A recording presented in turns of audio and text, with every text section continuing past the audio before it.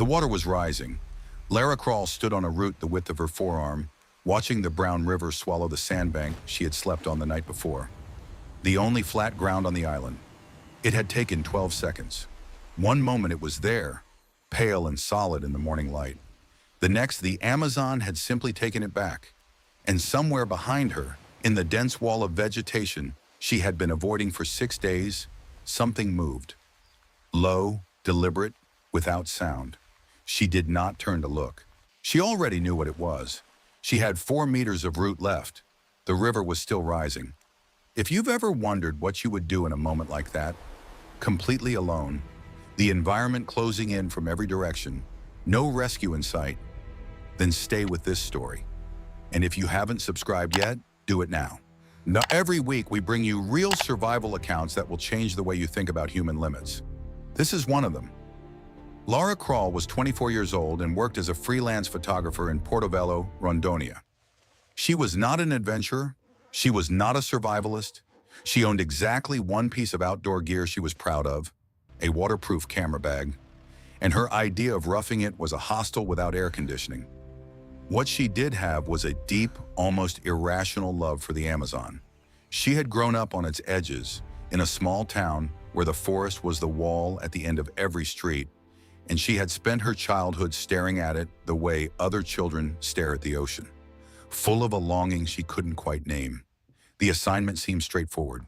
A small environmental NGO had hired her to document a stretch of flooded forest along a tributary of the Madeira River.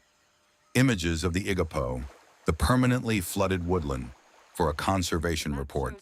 3 days, 2 nights. A local boatman named So Valdir would drop her at a known sandbank island, return in 72 hours, and that would be that. She arrived on a Thursday morning in early March, the height of the rainy season. The sandbank was larger than expected, almost 40 meters long, lined with low vegetation on one side and the open river on the other. She set up her hammock between 2 slender cecropia trees and photographed for the rest of the day. The forest smelled of wet earth and something sweetly rotten, beautiful in the way decay can be beautiful. She ate crackers and canned sardines, listened to the river at night, and felt for the first time in years genuinely at peace. So Valdir did not return on Sunday. She waited through the afternoon, watching the bend in the river where his boat would appear. It didn't. The light changed from gold to orange to gray, and then the dark came fast, the way it always does in the Amazon, like someone pulling a curtain. She told herself there was a simple explanation. Engine trouble, a family emergency. He would be there in the morning. He was not there in the morning. By Tuesday, she had eaten everything she'd brought. The 2 protein bars she had packed as backup tasted like chalk and were gone in minutes. She had a 3-liter water bottle, a headlamp with failing batteries, a Swiss Army knife, a lighter, her camera equipment, and the clothes on her back. She had no radio, no satellite communicator, no emergency beacon. No one except So Valdir knew precisely where she was. The NGO contact in Portobello expected the photos in 10 days. They would not begin to worry for another week. And it was then, sitting on the edge of the sandbank with an empty wrapper in her hand, and the brown river sliding past in silence, that Lara understood the situation with perfect, terrible clarity. She was going to have to survive this. The first trap the island set for her was thirst. The river water around her was visibly turbid, brown with suspended sediment and almost certainly carrying parasites, bacteria, and runoff from upstream communities. She knew enough to know that drinking it untreated would trade slow starvation for faster, more violent illness. For 2 days, she boiled water in her aluminum canteen cup using wood she scavenged from the driftwood that collected at the island's northern tip. The system worked.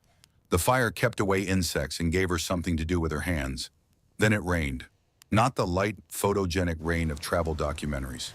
The kind of rain the Amazon produces in March. A vertical wall of water that hits with physical force, that turns the air white and reduces visibility to arm's length. It lasted 11 hours. By the time it stopped, her wood supply was soaked through, her lighter had failed, and the sandbank had shrunk by 8 meters on the eastern side. She spent that night in the hammock without fire, listening to the island change shape beneath her. She could hear it, the soft, continuous collapse of wet sand giving way, the river accepting what it was owed. When morning came, she climbed down and walked the perimeter. What had been 40 meters was now 26. The river had not flooded.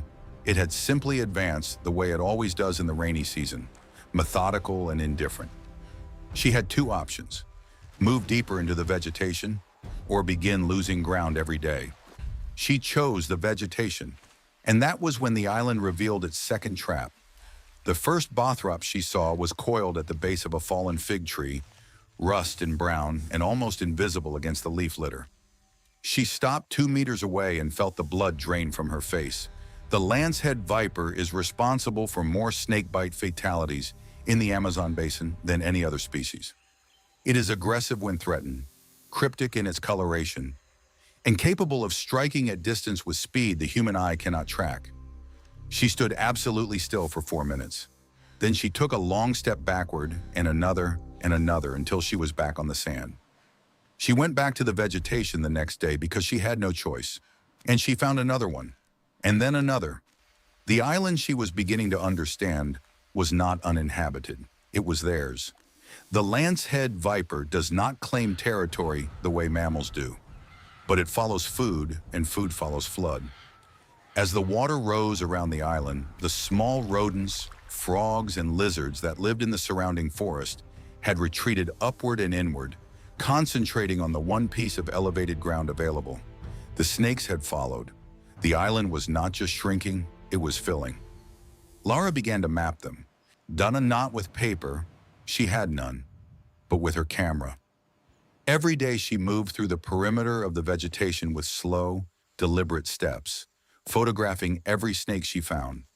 Not out of scientific curiosity, out of pure practical need. She needed to know where they were, how many there were, and where they moved, because the island was still shrinking, and the vegetation was the only place she could sleep. By day 8, she had photographed 11 distinct individuals.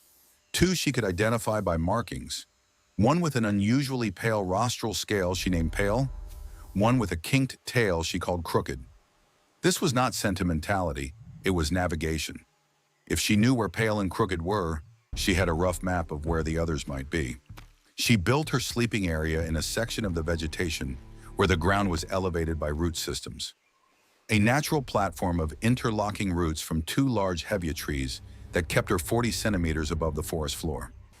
She swept it twice daily with a long stick, the way she had watched workers sweep factory floors, methodical rows, checking every corner. She slept with her boots on. She never ever moved through the vegetation in the dark, but the island kept shrinking. On day 11, the food problem became critical. She had been surviving on palm hearts cut from young acai shoots, fibrous, bland, and barely caloric, but edible and abundant. She had found wild camu-camu along the waterline, the small sour berries eaten by river dolphins and rich in vitamin C.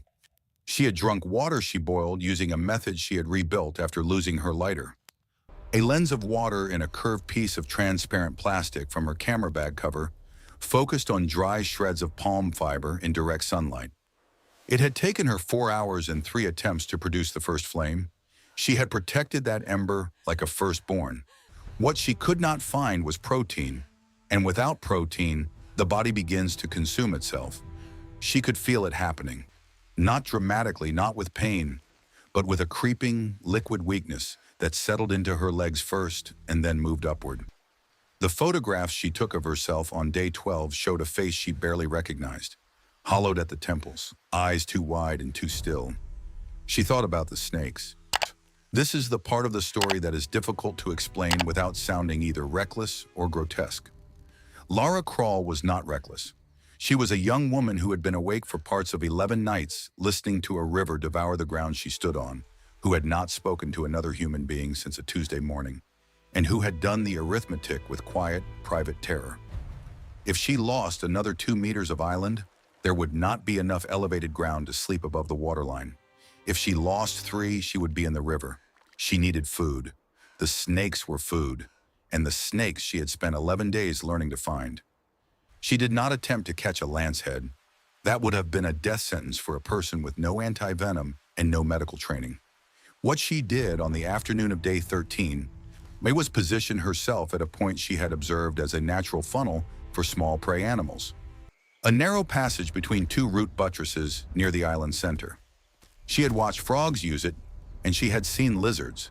She waited for 2 hours, absolutely motionless, with a forked stick she had stripped and dried.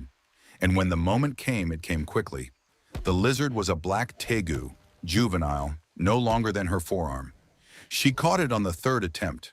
She killed it cleanly with the knife. She cooked it over the fire she had not let go out for 4 days, and she ate every part of it she could, and she sat in the dark afterward and cried for the first time since the sandbank disappeared. Not from grief, from relief so overwhelming it felt like grief. She ate 3 more lizards over the following week, supplementing with larvae she found under rotting bark, protein-dense, easily sourced, and, as she told herself grimly, nutritionally equivalent to what she used to pay 24 rees for at the health food store in Portobello. Slowly, the weakness in her legs receded, but the island was still shrinking. On day 17, she came closest to giving up, not to death specifically, more to the idea that none of it mattered, that the effort of sweeping the root platform, of mapping the snakes, of nursing the fire, of boiling the water and catching the lizards and watching the river every morning to measure how much she had lost, that all of it was arithmetic applied to a sum that would eventually reach 0 regardless of what she did. The island would shrink until she had nowhere to sleep. The river would take the last of it, and no boat would come. She sat on the root platform for most of that day and did not move. She watched a pair of scarlet macaws cross the sky above the canopy. She watched the light change. She watched a small caiman surface 10 meters offshore, look at her with that ancient geological patience, and sink again. She thought about her mother. She thought about a dog she'd had as a child, a brown mutt named Cisco, who used to sleep on her feet in winter. And then, at some point in the late afternoon, she could not say exactly when, something shifted. Not a thought, not a decision. Something quieter and more animal than either of those. She got up. She swept the root platform. She checked the fire. She went to the waterline and measured the river. She had lost 11 centimeters that day, less than the day before. So she looked at the sky. The rain clouds that had been stacked on the western horizon for a week had changed shape. Thinner, higher, the kind of clouds that preceded a break in the rain cycle. In the Amazon, the seasonal floods follow the rains upriver by days, sometimes by weeks. If the rains were weakening, the river might stabilize. It might even drop. It might drop. She began that evening to build a signal. She had been too focused on survival to think about rescue. Now she thought about it with the same methodical intensity she had applied to everything else. She was on a river. Boats used the river. Not frequently. This was a secondary tributary, not a main channel. But they passed. Fishing boats, rubber tappers, the occasional transport canoe. She needed to be visible from the water.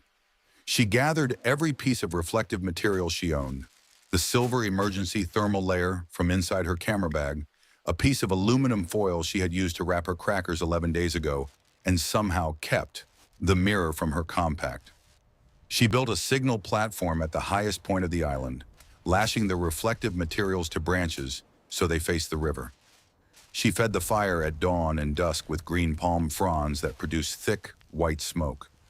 She used her red raincoat, which she had been sleeping under as a blanket, as a signal flag. She was not waiting to be saved. She was creating every possible condition under which being saved became possible. There is a difference. On day 21, the river dropped 4 centimeters. She almost missed it. The measurement stick she had driven into the bank at the waterline, a cecropia branch stripped bare and notched at 1 centimeter intervals, showed the waterline had retreated, fractionally, for the first time since her arrival. She checked it 3 times. She checked it the next morning. It had dropped another 2 centimeters. She permitted herself, for exactly 30 seconds, to feel something like hope. Then she went back to work. The snakes were still there, still moving through the vegetation in their slow, purposeful patterns. On day 23, she miscalculated the position of Pale and nearly stepped on her in low light. She felt the displacement of air before she heard the warning movement, and she threw herself sideways with a reflex she did not know she had. Her right hand hit a root. The pain was significant. She lay on the forest floor for a moment, cataloging her body, and when she was certain she had not been struck, she got up and walked back to the fire, shaking so badly she could barely hold the canteen. She sat with the shaking for a while. Let it pass. Boiled water. On day 24, she heard an engine. She heard it before she saw it. A distant two-stroke stutter that she had trained herself not to imagine when she was tired, because she had imagined it too many times. But this time it did not fade. It grew.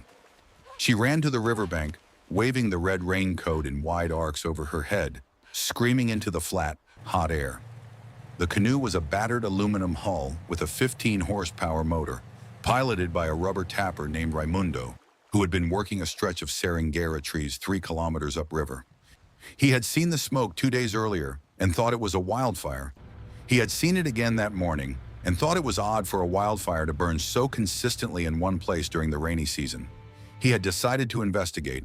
He came alongside the bank and cut his engine, and he looked at Lara Crawl, 24 years old, 27 days in, 32 pounds lighter than she had arrived, standing in a red raincoat with a camera bag on her shoulder and a forked stick in her hand. And he said in the measured way of the interior Amazon that she looked like she could use a ride. She said yes. She thought that was about right. Lara was evacuated to Portobello by river and road over the following 48 hours. She was treated for dehydration, mild malnutrition, and a hand contusion. No snake bite, no infection. In the photographs in her camera, the ones she had come to take of the flooded forest, plus 3 weeks of documentation she had not planned on taking, were some of the most widely shared images from the Amazon that year. So Valdir, the boatman, had suffered a cardiac event on the day he was supposed to return for her and had been hospitalized in a riverside community with no phone signal. He survived. When he learned what had happened, he wept. Lara told him it wasn't his fault. She meant it. When journalists and friends asked her afterward what kept her going, what the turning point was, what the key to surviving had been, she thought about the signal platform and the fire she kept burning, and the route platform she swept twice a day, and the careful, patient mapping of where the snakes were so that she would know where she was safe. And she said something that surprised people who expected a more dramatic answer. She said the key was paying attention, not to what she feared, not to the worst possible outcome, but to the things directly in front of her. The river measurement each morning, the state of the fire, the location of the snakes, the angle of the light on the clouds at the western horizon, to the actual present situation, as opposed to the catastrophic futures her mind wanted to rehearse. The island shrank. She shrank with it, carefully, deliberately, giving ground only where she had to, and holding ground everywhere she could. And when the river finally turned, she had already been watching for it. That is what survival looks like most of the time. Not heroism, and not luck. Just a very long sequence of small correct decisions made by a person who refused to stop making them. If this story stayed with you, leave a like. It takes 3 seconds, and it means this kind of content reaches more people who need to hear it. And in the comments, tell us, what would you have done differently? What was the decision you think was most critical? We read every answer. Subscribe if you haven't already. The next story is already in production, and it will find you.